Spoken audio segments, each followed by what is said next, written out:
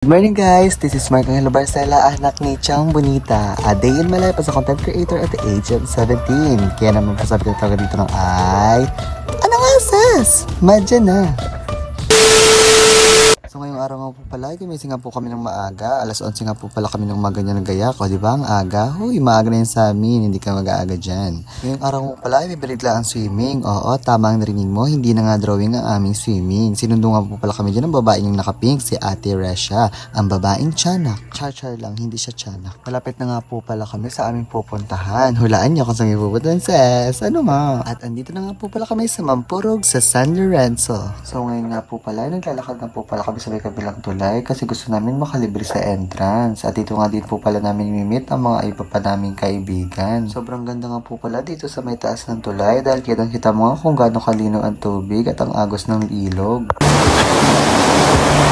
At naglalakad na nga po pala kami dyan papunta sa Lumihan. At yan nga po pala ay nag-order nga po pala kami. Charot, wala kaming pera. At siya nga lang po pala nag-go kasi siya lang po ang may pera. Tingnan nyo naman, papasubok ka talaga sa Lomi at kung gaano ito kasarap. Super mura nga po pala dito sa Lumihan na to. Kaya na po pag hinihintay nyo, pag pumunta po kayo Mampurog ay kumain din po pala kayo dito. Pagkatapos nga po pala namin pumunta sa Lumihan ay pumunta na nga po pala kami sa aming pupuntahan. Super ganda nga po pala ng init ngayong panahon na ito. Ang ganda nga po pala dito sa Nyugan. Charan! For today's video ay mag-iilog nga po pala kami. Hoy, akala nyo doon kami magsiswimming? Hindi. Naglalakad nga po pala kami ngayon at lipat kami ng resort kasi medyo may kamahalan nga po pala yung cottage nila at hindi nga po namin ito afford. So, charan! Dito na po pala kami magsiswimming kasi mas maganda dito. So, ngayon nga po ay nagsimula na nga po pala sila ata na kaibigan niya mag-irinuman kasi po mga lasanggera sila. Dumating na nga po pala ang dalawa naming friends, si teacher at ang vlogger.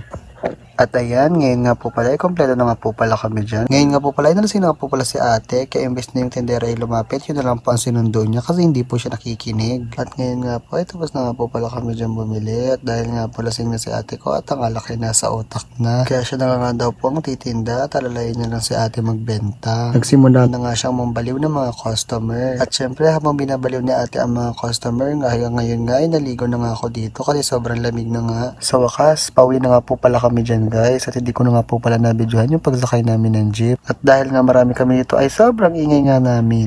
Unang sumabit sa wire out! Pero dahil sa ingay namin, nag-ingay ang ate kong lasinggera. Ingay mo! So ngayon nga po pala ay nasa may dakulang bulo nga po pala kami. Wait lang, rock road.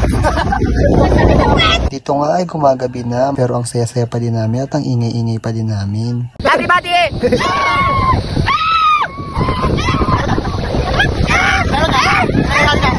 Maya-maya nga lang po dito ay bigla na lang po bumilis ang patakbo ng jeep at sobrang bilis nga po. At dahil nga marami kami dito ay sobrang ingay nga namin.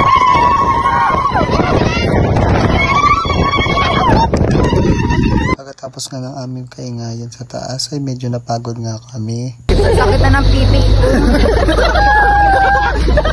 At andito na nga po pala kami. Okay, ride safe. Sa wakas ay nakauwi na nga rin po pala kami. Kaya hanggang dito na lang. Thank you for watching. Ano nga mga sis?